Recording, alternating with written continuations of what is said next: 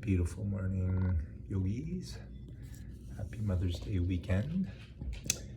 Because as you remember, according to Buddhism, though you're not my mom, if you believe in past lives, then supposedly I was your mom and you were my mom. And so everyone was our mom. And as we know how important moms are, remembering all that they've done for us, we're supposed to, that is the one reason why we want to help all beings. So thank you for coming here. My loyal student is licking the notes. Yeah, you are. So are you gonna stay? Usually she will, on Saturdays here, hide under the bed because she thinks mom will do some trimming or pruning, right? So you better hide under the bed, though she'll want to go outside. Though she'll want to go outside if she thinks there's some food there, right? Yeah. Humans are supposed to crave food and sex, and you are just food, right? Okay. So let us do our 3 prostrations, giving thanks for the teachings. Body, speech, mind. Let's try the full prostration. Oh,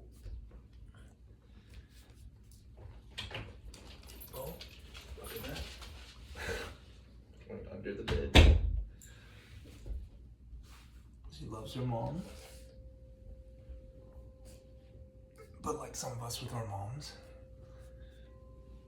we also don't like our moms.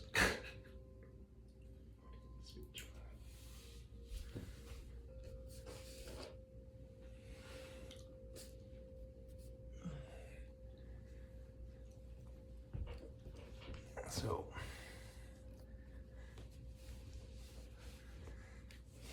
yeah,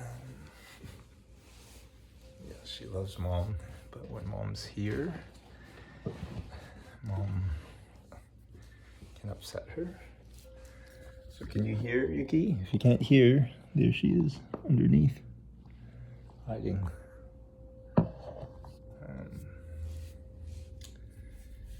Okay, but they say no matter what our relationship with our mom, that even if you had the worst mom never took care of you, the fact that they gave birth to you and that they cared for you when you were just helpless for as long as they did, because we really, amongst mammals, I've heard, we are the ones which take the longest to be independent. I think, yeah, I don't know how many years for big mammals like whales or elephants, but we definitely require the most help until we can take care of ourselves. And yeah, if you think on when you actually were financially able to take care of yourself, you probably agree. So we have a lot to thank our moms for. So let us offer the mandala, which cross the middle finger. No, keep the middle finger straight to represent the great mountain, and then you crisscross all the other fingers. Oh, no, it's the middle finger. Middle finger, that is the great mountain.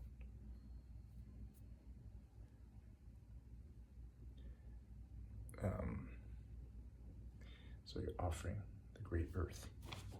So you can do that since I need to hold up the opening prayers. The great mountain, the four continents, wearing a jewel of the sun and the moon.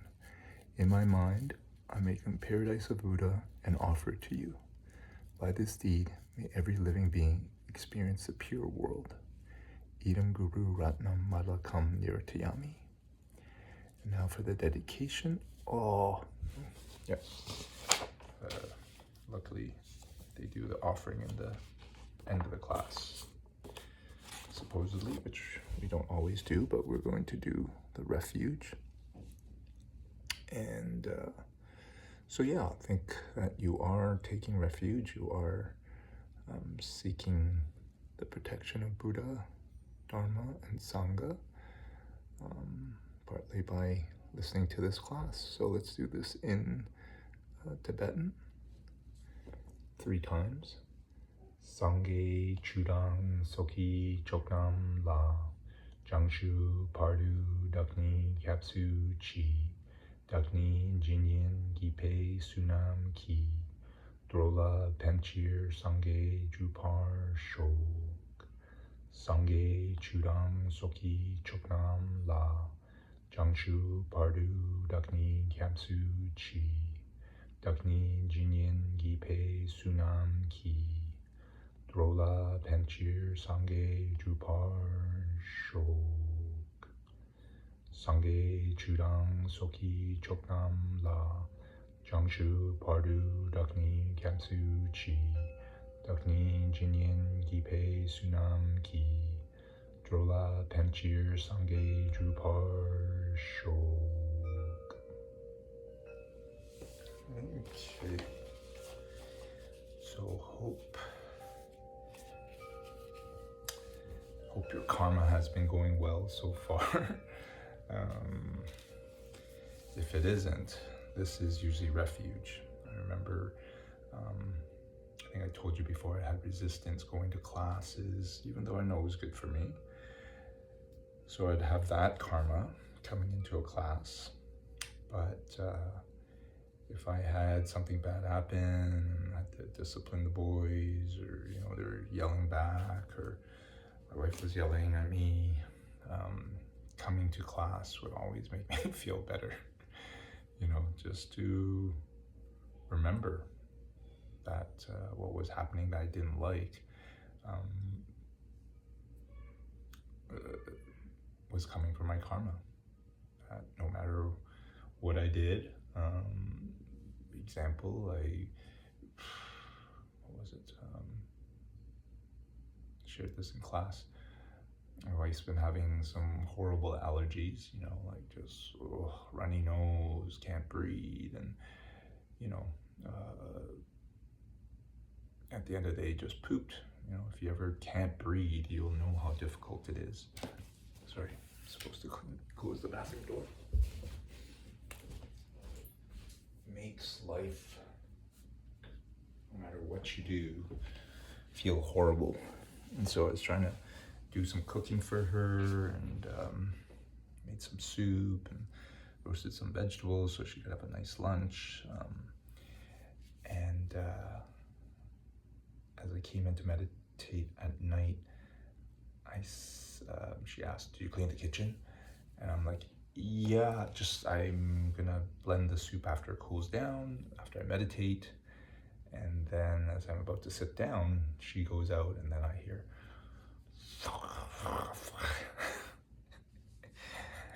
and I'm smiling because I didn't get triggered. Yeah, it wasn't even that messy. It was just a few things with the hand blender by the soup. But, she could find quinoa crumbs on the counter, and stuff between the stove and the countertop. I can think I'm, did like 100% good job, and she will find the things that have been missed. So I was really excited to share this class because I felt last week I didn't finish the whole story. The message last week, let me quote what was that led to the story I was sharing. Was that, Geshe Michael Roach was saying, if we really believed in what Buddha's saying, subconsciously, it would change our lives. It would change what you did on a daily basis, what you thought about, what you choose to do. And I was thinking about it. I am definitely, I'll say consciously, but I am subconsciously believe in it, the big message again that was like a bong on the head was that life is suffering, because as I told you, I always believe that life is beautiful, that no matter how tough my life was, day was, situation was, it was going to be learning, and that things are going to be better. There's a saying I heard, if things aren't going well, maybe that wasn't, it was just something like, if things are not going well, no, it is not the end, because everything ends with a happy ending. Something like that. Though it was a little more poetic when I heard it, and it made sense to me. I was like, okay, this is a tough chapter in my life, tough time. Just got to ride it out, and there will be, the story's not over, because it's not a happy ending. So this life is suffering, and no matter what you do, no matter how many tough chapters you are, it's all gonna end in a bad way. We will get old. As much as I try to stay healthy, went for a swim today, trying to eat not all sugar. I got donuts for my son, and I'm like tempted. But I'm getting older. I felt it yesterday. I was going to go play tennis, and then I'm like, my body's just like, oh, I'm so glad I rested. But that's what I have to do, and to listen to my body more. And at any point, I may not be recording any more classes. Had it happen enough times the last 2 years to been hit by cars. As a cat, if I had 9 lives, I'd definitely have used up 4 or 5 of them already. So, and I was sharing that story of, like the trauma in my life from a young incident, and how it led me to many different habits and things that I've experienced. I'll kind of repeat later, but I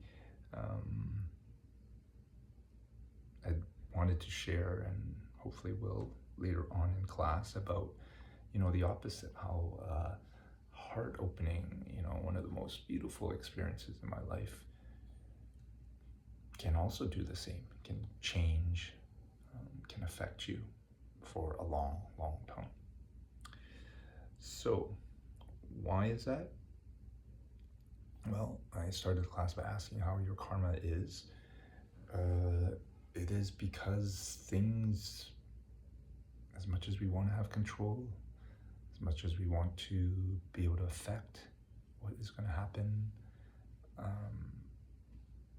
next, we really can't.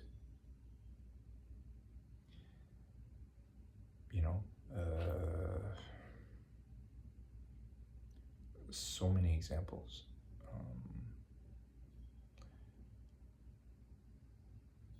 Think about what has happened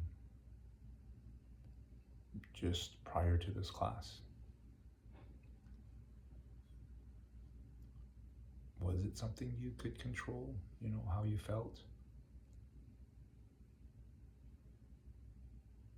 Probably you didn't want to be unhappy if it was something that wasn't so good.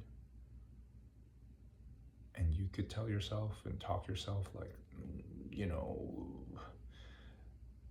don't take it personally, or, you know, maybe it's just you're tired and you're extra sensitive. But, you know, that feeling isn't something you can just switch off and prevent. Similarly, if you had a really good experience, good karma come up for you earlier or last night, can you repeat it? Can you, you know, ensure when that will happen again, just as intensely? Well, I don't know if you remember the 4 principles of karma, but it's good to remember. First one is that karma is definite. That good action leads to a good result, bad action leads to a bad one. Meaning if, you know, did I have an example recently? You know, something tickling on my mind that I think I'm gonna have to email. But yeah, the technician came over to try to fix our tenant's laundry machine, sent us the bill, and then within a week there was problems with it, and so he has to come back, right, for that. But our stovetop also had a problem. The switch was not working, it's firing on super high. So we told him, you know, can you look at that too?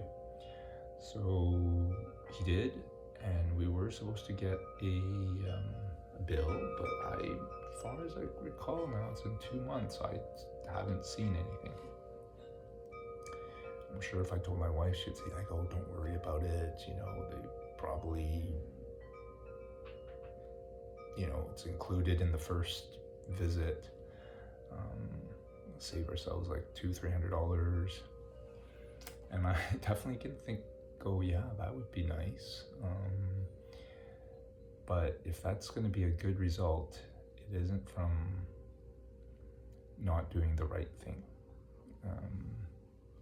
So, you know, example Geshe Michael Roach says is like, you know, a thief who suddenly gets to spend his things that he's stolen.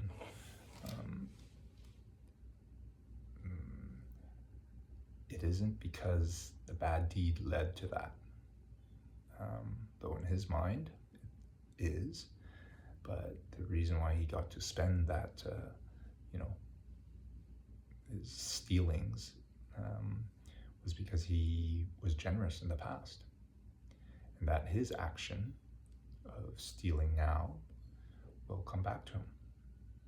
And they say it will, like a seed, grow.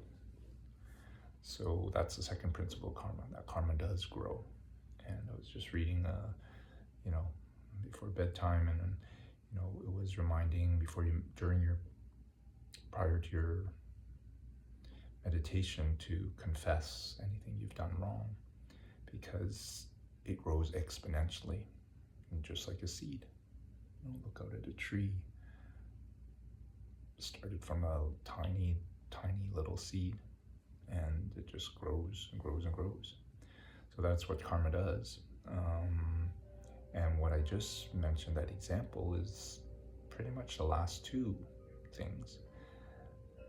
That if you know, for example, the thief enjoying his, you know, the money that he's stolen, to have that result, he must have done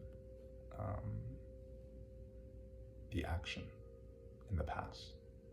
It might not have been this life, it could have been a previous one, but if there is a result, and we're living results all the time. We did the action.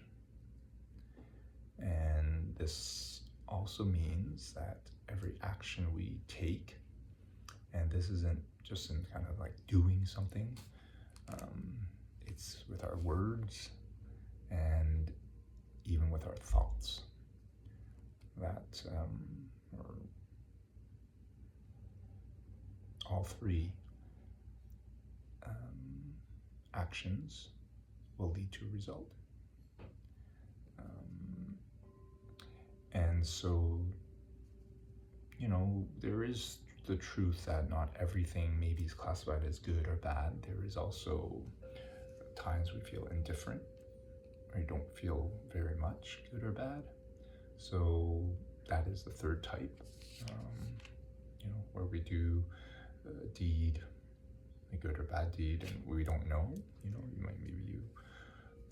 You're stepping outside, and you're not thinking that you're stepping on some bugs, or you do something good. You're putting something in the trash, or putting something out by the trash, and it becomes, something that's a neighbor passing by can use. Right? So anyway, it is important. I wanted to review that because karma is one of those things that they say is deeply hidden. And you might kind of go, well, no, I kind of agree with that, but they say what is deeply hidden is a time delay, a time lag. You do something and you don't know when it will happen. That you give, if you did give money away, when is it that you're going to receive it back? It might not be until the next life. Buddha has a saying in this class. It says, if you give belongings to others, you have possessions. But if you keep your morality, you'll be happy. So there's one of his famous sayings. This usually refers to the next life. Right? It can be in this life, but that's what it normally is. So,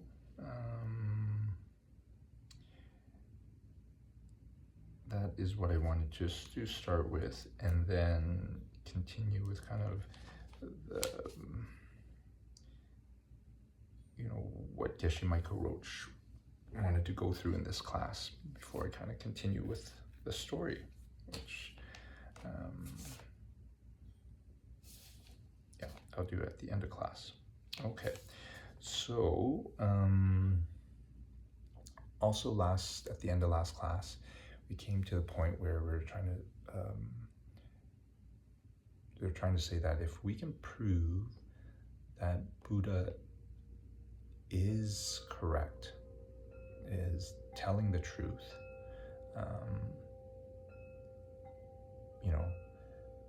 then we can believe everything else he says, So Seme Kebu is a person who's totally correct and only has valid perceptions. And that is supposedly a Buddha and other Buddhas. And they had a funny one that they said, if we, only spoke things which are totally correct and that we had a valid perception of, it'd be a lot quieter. You couldn't gossip amongst your friends about others, celebrities or other friends, because they might not be correct and maybe you didn't see them, So,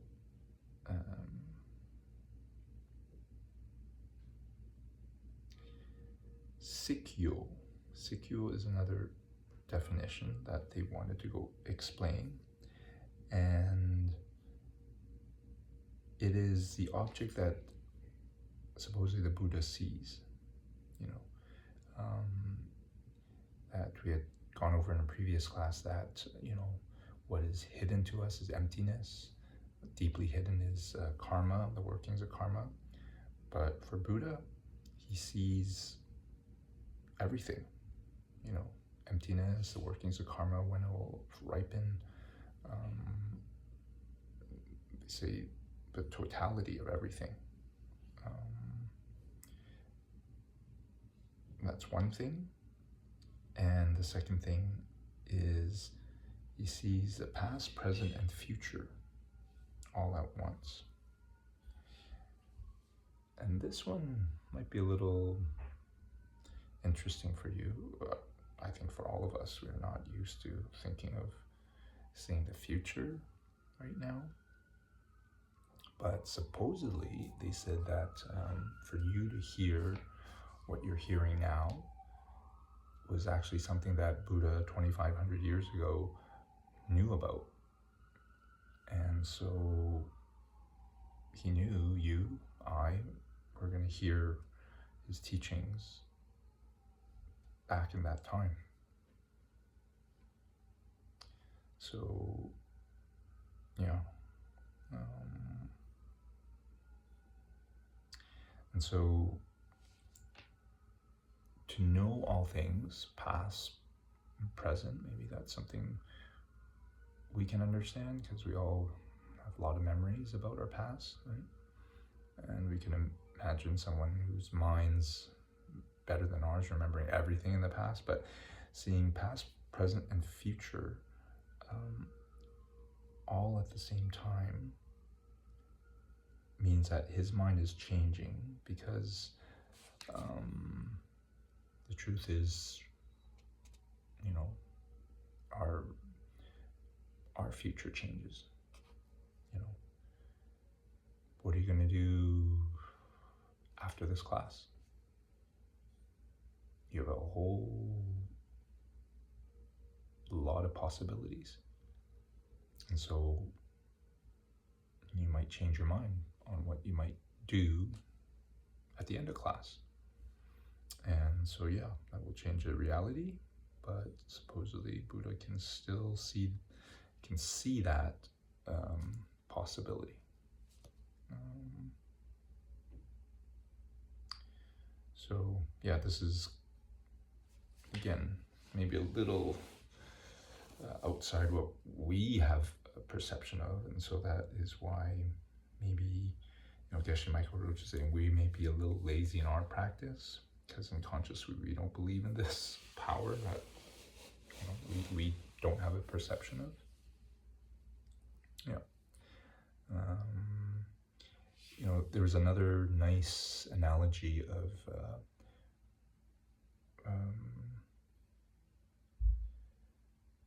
the direct perception of emptiness, that we will see that we don't really exist the way we think we do, the way water pours into water. Water doesn't experience itself when it's poured into the same substance. Just think about that. Your water being poured into a bigger vessel of water, container of water.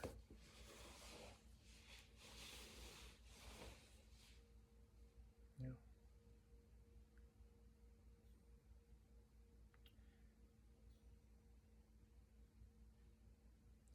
So there was a question during the class when I was listening to a recording.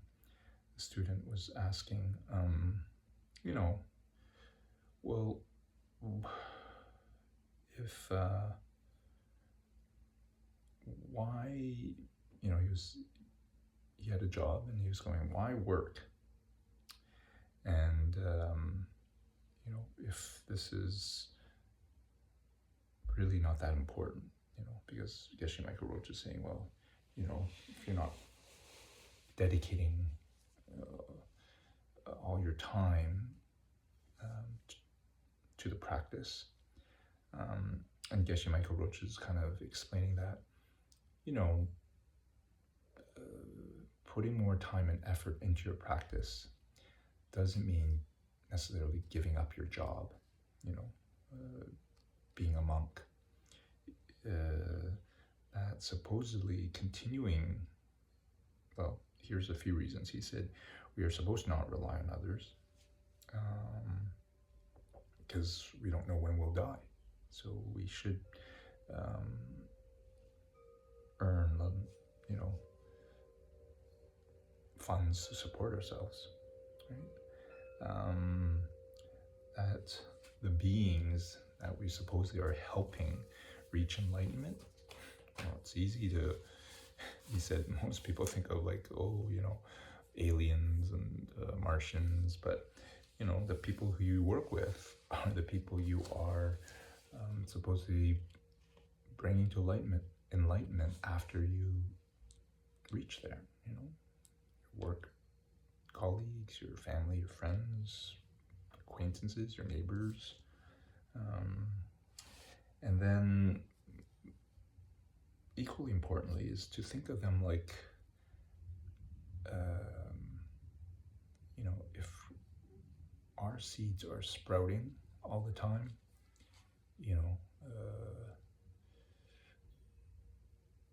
sometimes you'll meet people you just love and adore, and you see that, and then you see others that you really don't like and really trigger you.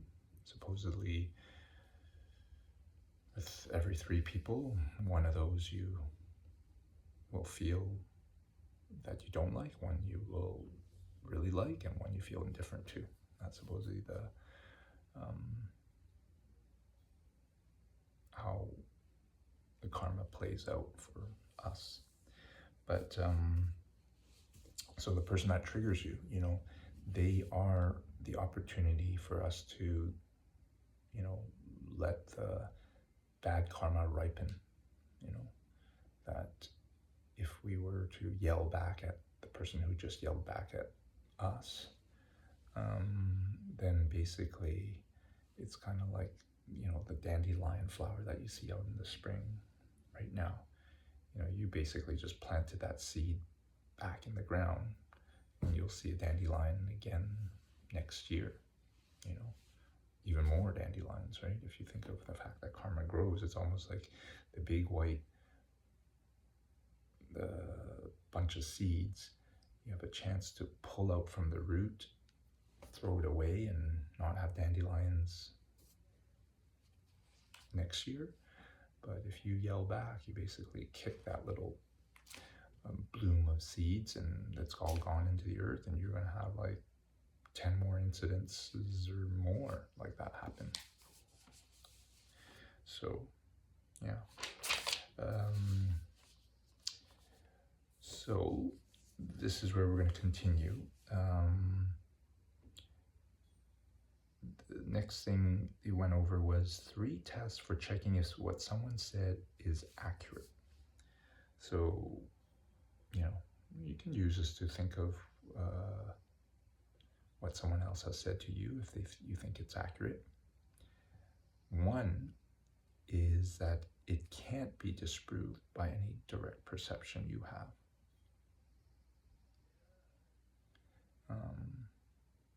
So, if someone says to you, you're not looking at the screen, and they're like, oh, Hogan is wearing a red sweater, but then you open your eyes and you see the video, it's like, it's not red, it's like gray, not at all red, if you have something that comes later that can disprove your first comment, then it isn't true, right? So, but whatever Buddha said, supposedly nothing later has contradicted it or disproved it.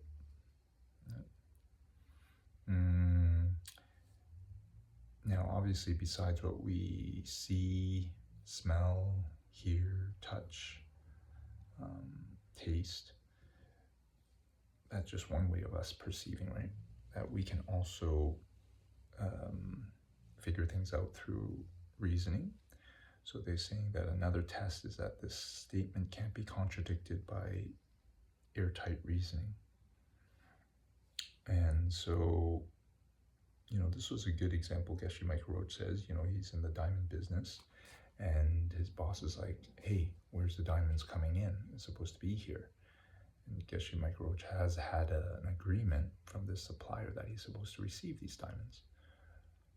So without having contacted him and now having to answer to his boss, what's running through his mind? Well, maybe the supplier is having problems. There's transportation problems, but maybe, the supplier is trying to get a higher price for the diamonds, and so it's kind of delaying it. Now, if this was the case, it could also be maybe the supplier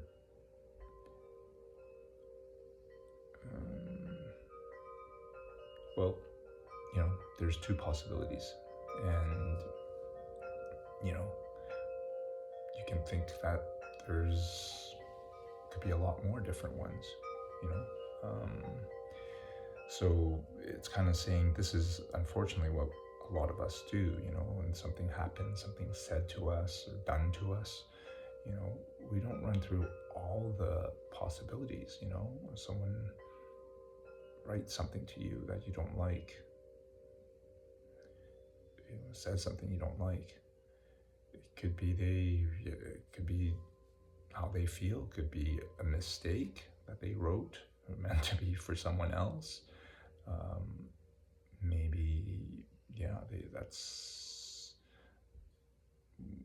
sharing something, how they feel for something that happened previously, it just could go on and on. And this is where a lot of what we do is we really don't use our power of reasoning that well, and we make mistakes, we make assumptions.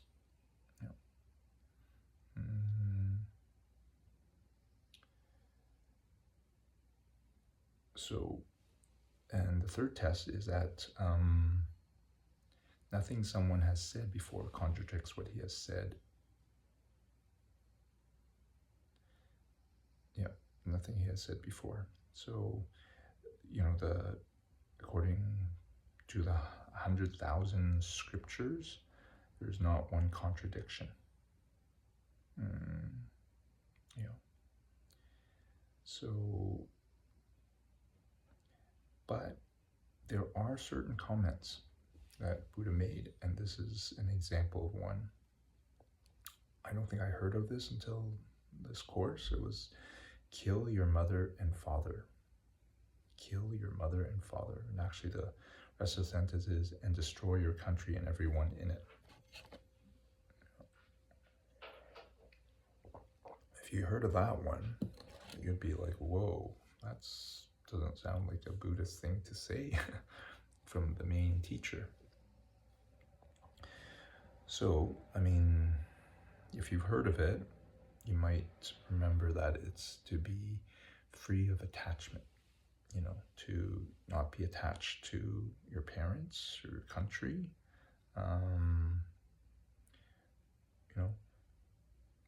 Why is he saying it? A student would ask, well, to just say, don't be attached might not be something that we'll remember, but that statement has that shock value that we probably will remember.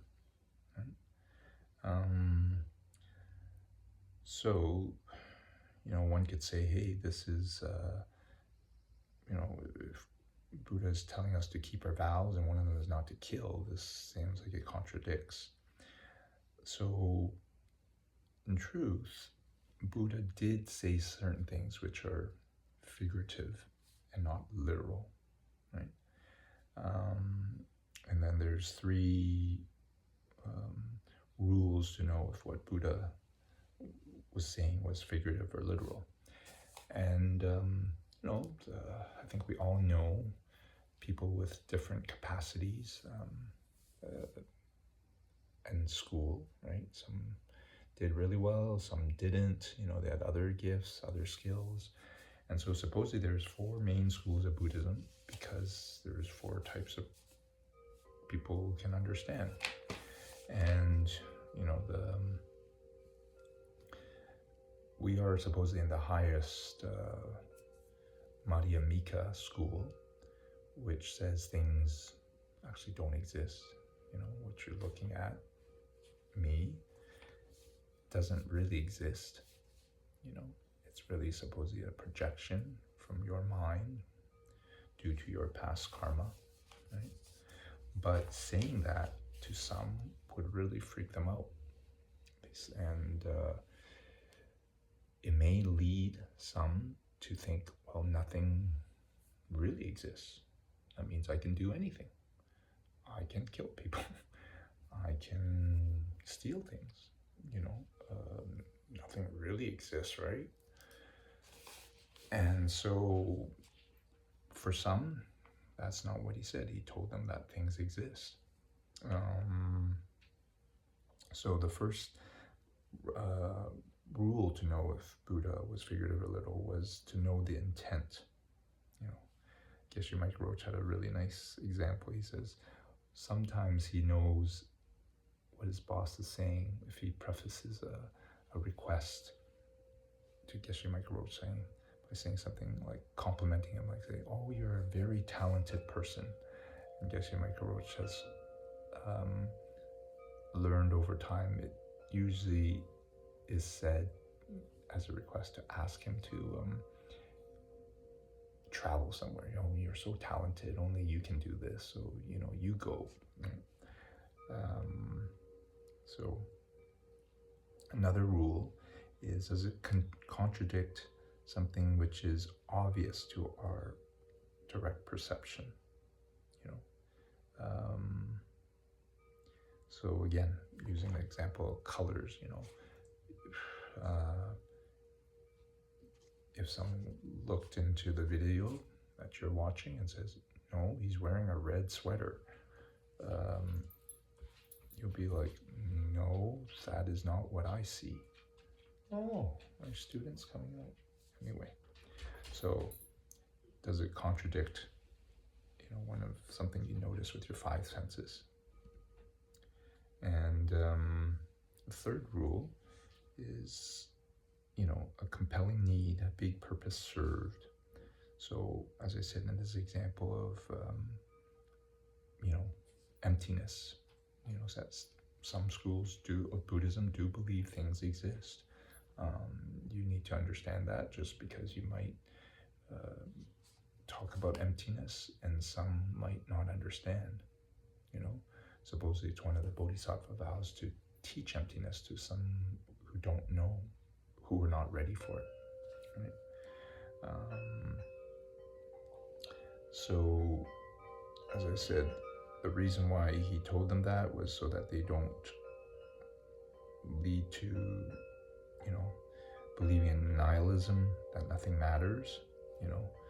They say that those who can think through it will realize that, okay, if nothing exists, but things I see exist from the past, that it really, really matters what you think, say, or do now, because it's going to affect your future. What you want to have happen are coming from seeds you plant today.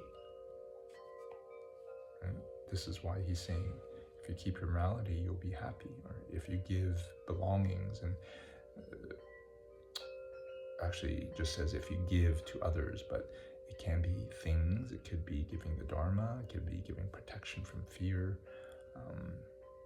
You'll have possessions, right? So one of the maybe last things in this class he says is there's something in India called like a brown sugar ball. I don't know, in Indian stores, They have this dessert, I don't know if you've tried, called jalebi. And it's like something fried dough dipped in honey. And there's no, part which is not sweet. And the same as this brown sugar ball. They said anywhere there isn't like a one part of, like just say an apple, you hold the stem doesn't taste good. But there's no part of this dessert which is not sweet. And the Buddhist teachings supposedly are like that, you will see that all the teachings for all the four schools do interlink. There are some things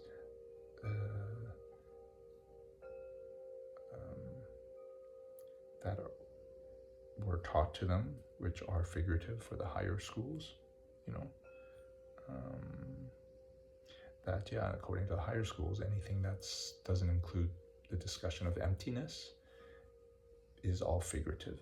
It's not literal, right?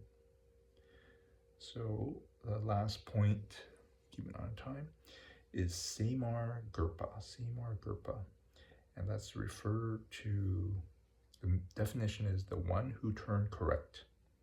That refers to the Buddha again, the one who turned correct. And it's important to note that it's not one who is correct. Okay, one who turned correct refers to the Buddha because the Buddha wasn't enlightened. He wasn't like that.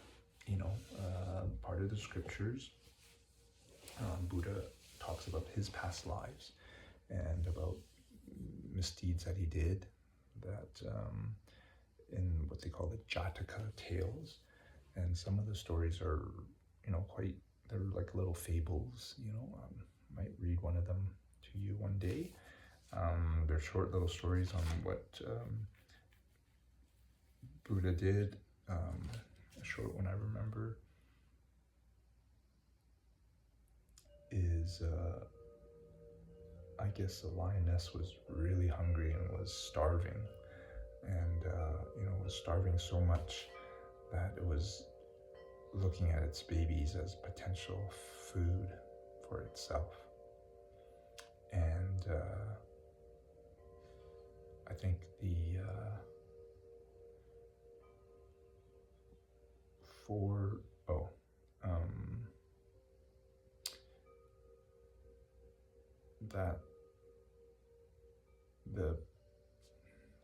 Buddha was there walking by and saw this, and threw himself, sacrificed himself to the lioness so that it wouldn't eat its babies. And that led to a good rebirth, and that the four baby lionesses, four baby cubs, were his main disciples in an afterlife. So it's good. One who turned correct is that Buddha wasn't enlightened, that Buddha did something, he followed a path to enlightenment, which, if he did, is supposed to inspire us to know that we can do the same. It's not just by someone lucky.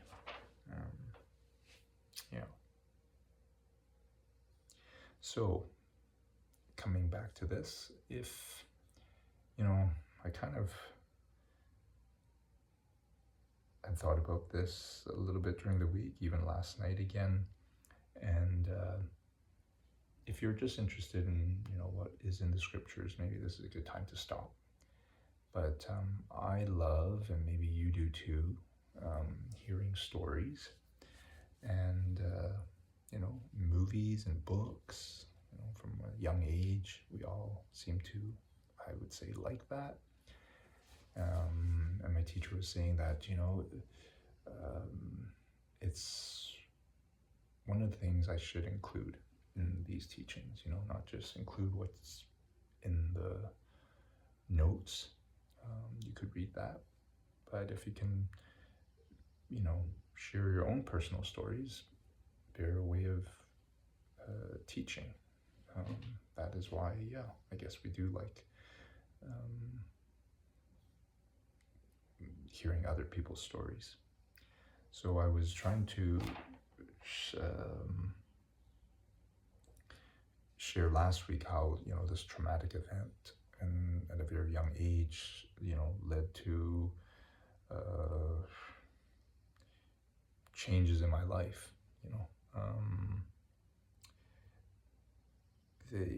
my mom had told me after this, this memory of being in this boarding school, uh, which I volunteered to go to in Hong Kong because they had orientation week, and orientation week was fun.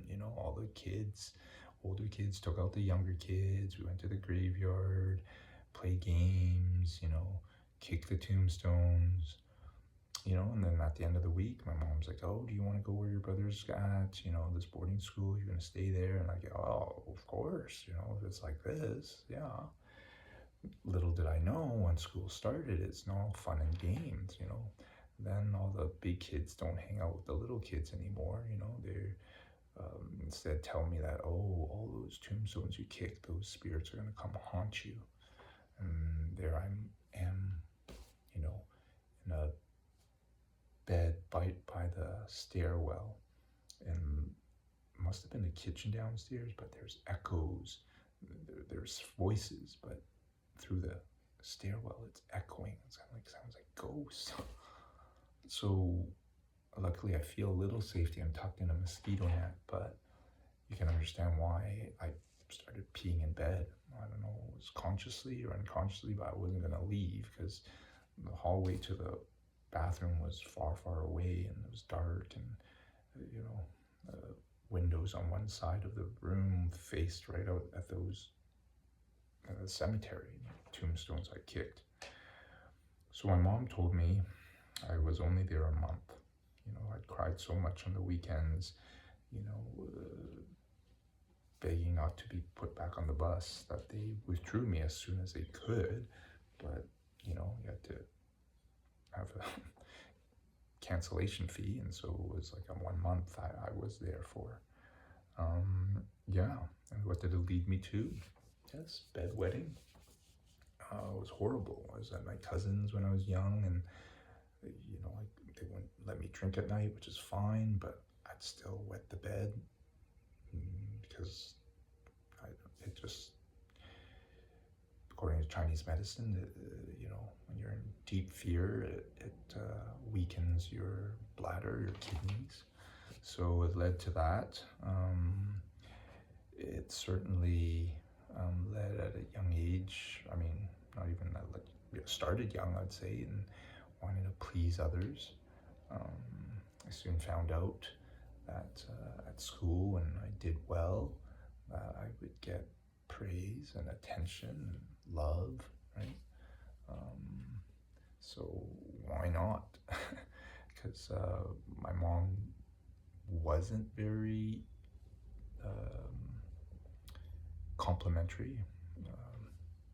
Funny karma. She believed that if you complimented a kid too much, they'd get big in the head and they'd get lazy, and so that was her belief, and so better to tell the kid what to improve on and to do, which, yeah, probably is fine, but for a kid who was feeling unloved and wanted love, what did that do? It just kind of, made him like the super obedient, responsible kid trying to do everything perfectly, opposite of the rebellious older brother, to get the love and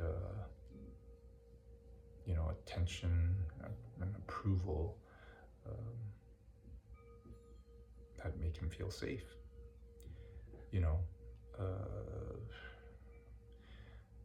And even after I moved out here, one of her messages was like, oh, don't have kids, don't have a family, just go be a bachelor and see how fun James Bond is. I think that was the example. And it took me, going into a workshop, figuring out what I wanted to do, writing a eulogy, about I'm writing my own eulogy where I finally realized I was like, oh, I want to have a family. That I could see that my mom's messages of not having kids, they tie you down, and such a burden, even though she was a great mom, was because she was Catholic. So as soon as she got married and she was like early 20s and wanted to travel because she never did, suddenly all ended because she had my brother. And then 2 years later had me, and my father had already cheated one time after my brother was born, and just before I was born he was caught cheating again. So people didn't get divorced at that time, they kind of sucked it up, but she had given him a chance and she held on to her word and asked for a divorce at a time when people didn't. She knew, people looked down on the widows, single moms. So she, decided to move, to Canada, foreign country, So anyway, this was,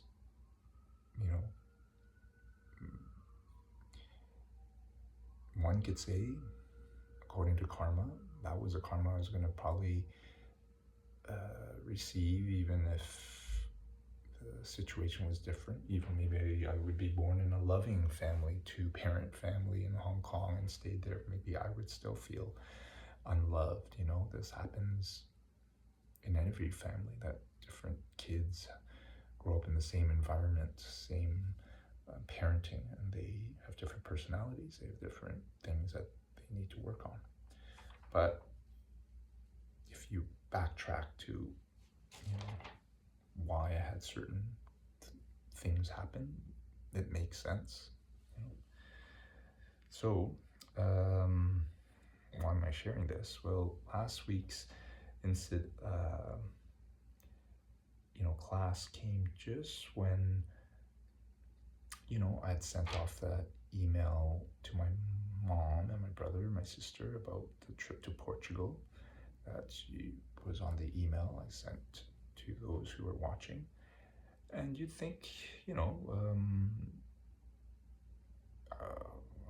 I remember making sure I ended it by saying how much I enjoyed traveling and having fun with Susan.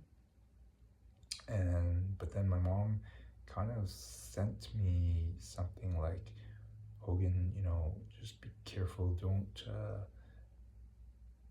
it was basically a reprimand, like, don't go seeking outside your marriage for something. And so, this is where I feel like I have to explain another incident for you to understand. But what made it worse was that my mom CC'd Susan, my wife, on this reprimand. So, yeah, it made things, instead of, a private reprimand, it got kind of, so what is this? Who is this my mom is referring to? I'm gonna try to keep on time, hopefully tell most of the story in this class. Well, in my mind, she is my Jenny. Ask Susan, she'll roll her eyes and go, yeah, it's his Jenny, because we know a few other Jennies. And so this special Jenny is pretty special to me. This is one of the, honestly, you ask me what are the, on my deathbed now, what are one of those top moments in my life. And I've been to many places, and I have been married and had 2 amazing kids. that, yeah, the top one, uh, I would maybe not wish it was, but it is. Just honestly, in my heart, um, meeting this Jenny like 20 something years ago when I first moved out here, and just I could go on and on how what she's like, but just trust me when I say just opened my heart up and made me feel feelings I've never experienced before. And you know, it wasn't like, yeah, you say love at first sight, but it wasn't, you know, there were obstacles to that. And after just meeting her, it was only a month or two before she went away to Taiwan. And maybe as I look back, that is probably why it is also, you know, it has kind of this feeling has lasted for as long as it has. Because I recommended a movie before called Eternity. Some of you may have watched it already, and it's on Apple TV. Some of you, if you haven't, I'll kind of give you kind of the story is that this female character has married and is in love with her husband. Get married before he has to go off to war. So, you know, started the relationship, and everything is just in honeymoon phase. Unfortunately, he gets killed in the war, and so she suffers and misses him, and after a little while moves on and finds another, and gets married and has kids and leads the rest of her long life with him. You'd say maybe, I don't know, 2/3, 3/4 of her life. So the premise of this movie is that when she dies, the husband who she's married to for a long time dies first, and supposedly the afterlife is where you choose who you'd like to spend eternity with. Well, the husband dies first and is having a hard time choosing, you know, what eternity to live in. You could be on a beach, you could be in the woods, but before he decides, his wife comes back, and his wife meets the first husband, who has also not decided because he's been waiting for her all this time. So, I mean, I kind of share that because this isn't what I experienced, but just if you watch it, you can kind of understand why she suddenly isn't just by default going, oh, I'm gonna choose the man I spent the last 60 years with.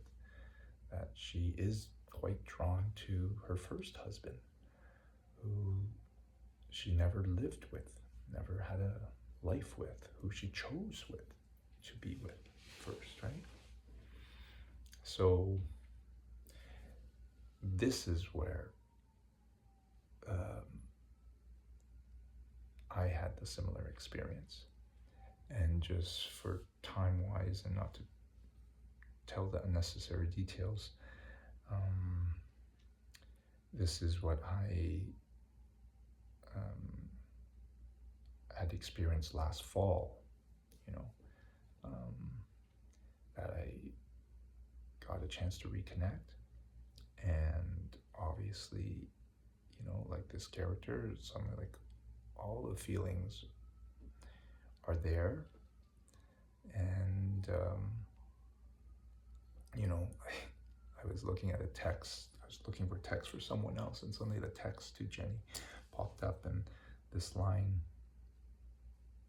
was, which I have written, kind of probably expresses what I felt, and I'll be honest to say what I do feel, that I wrote, I chose you, I've always chosen you, I'll always choose you. And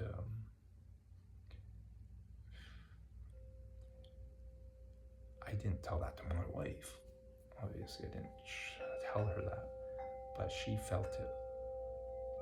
And it, you know, caused her a lot of distress because, you know, she knew about her.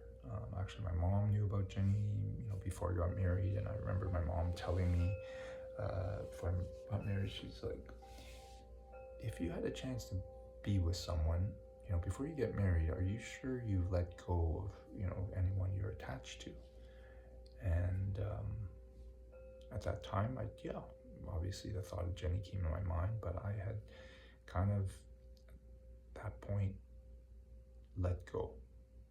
I, you know, knew she had a boyfriend, and I just had made up my mind that I couldn't wait anymore.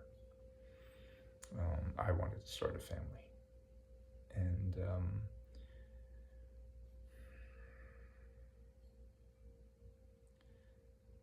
so during this emotional period, my wife called my mom. I didn't know this until recently, you know, kind of just to need an ear. And I think she told my mom not to say anything, you know. I sometimes wonder, well, if my mom was worried, how come she didn't reach out to me at that time and ask me if I was okay? My wife had even told my son, and, you know, he's only 20 years old, and he called me one day and he says, hey Dad, how are you doing? And I said, fine. And he goes, no, really, Dad, how are you doing? And I said, yeah, I'm good. And he's like, well, I just heard from Mom what's been going on, so, you know. He didn't judge me, and he just gave me a chance to explain, you know, because he had never heard much about Jenny. And so I did share, maybe in even more detail than I'm sharing now, how I felt. But yeah, my mom never reached out. And so as I come back to what I read last week, where I felt like, holy smokes, she doesn't really understand exactly what happened. She heard from Susan when she was really upset. And like, you know, half a year later, I'm given a reprimand after I just told her I had a wonderful time with Susan. You know, if I definitely didn't have these teachings, if I didn't run through the reasoning in my head, I'd be like, the default response was, why is my mom such a bitch, you know? It's bad. You know, she judged me without asking me, and then she included Susan, which, you know, as I told Susan, I said, you know, I understand that you'd want to need someone to be an ear. You can call my mom in the future if you need to. But it made me, you know, kind of just ask Susan, I'm like, you know, how do you feel about what happened 6 months ago?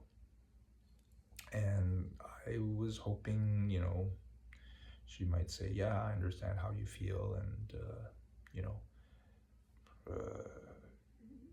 you made the choice for me, you know, you agreed that I didn't want you to be in contact with her anymore, to even write on your birthdays, and you came to make that choice, so I feel, you know, we can move forward.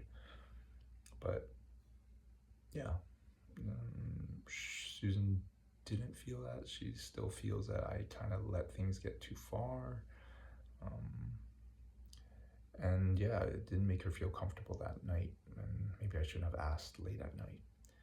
But so I felt that guilt, and but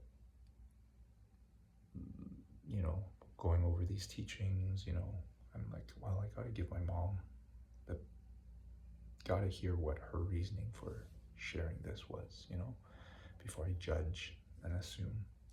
So I did call and, ask if she could talk. But my mom's one thing she doesn't like is conflict.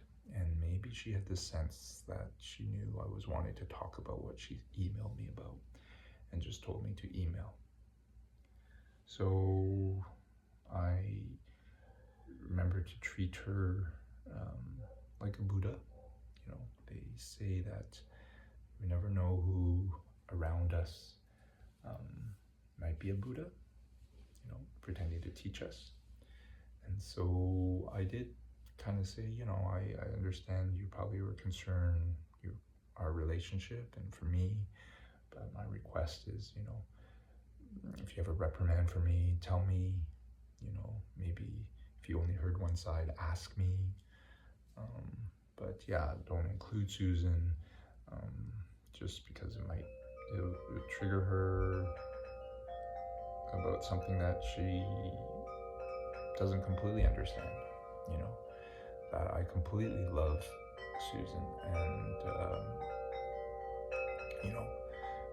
do want to be with her for the rest of my life and think about her all the time and what makes her happy. But yeah, she just might not understand that, my feelings for Jenny came before her, and the feelings I have aren't things as much as I wanted to turn off, turn down, isn't something I seem to be able to control. Do you like certain foods? Can you not like them? Can you not crave them? Like, karma is gonna come and maybe it will change, maybe it won't. So anyway, so yeah, I sent that to my mom, and then my mom's response was, let's not debate, just know that I care and love you. And it did want me to explain more, but I kind of just went, okay, yeah, well, I do definitely care and love you too, Mom, and that's kind of why I'm making my request. So anyway, that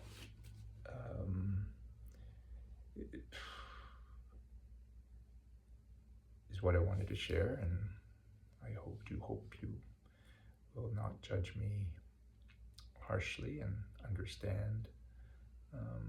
But if you do have any questions, definitely feel free to ask.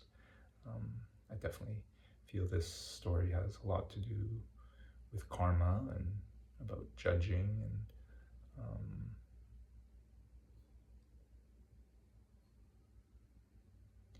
about also knowing that we can care and have feelings for more than one. I know we didn't have wedding vows ourselves, but I know typical wedding vow is you're dedicating your life to somebody, but I don't think it includes saying you're not going to have feelings for anybody else. As I've told others before, we have feelings for more than one parent if you have two, you have more than one sibling if you have more than one friend.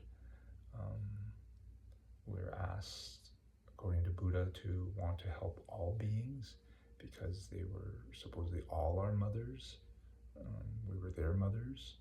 So why is it bad to have feelings for someone else? To feel attracted or drawn or connected or still in love with someone else.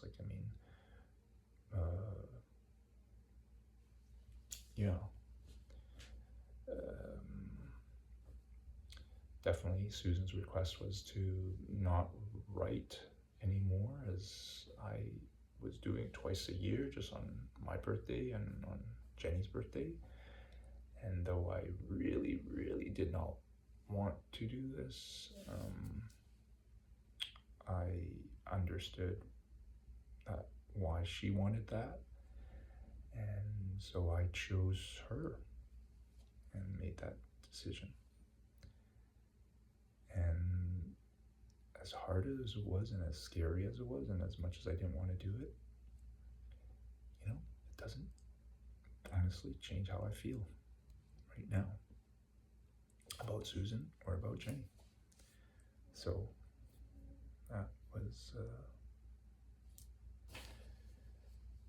a good learning for me.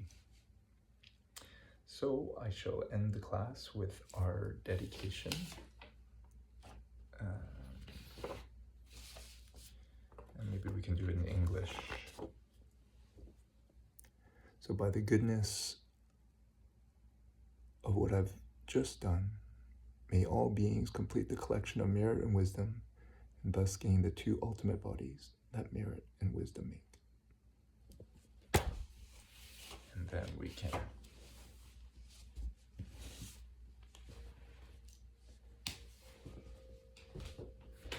do our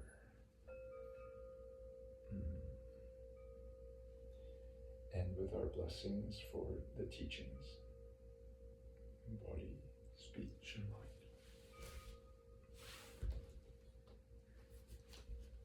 May we all have the body, speech, and mind of the Buddha.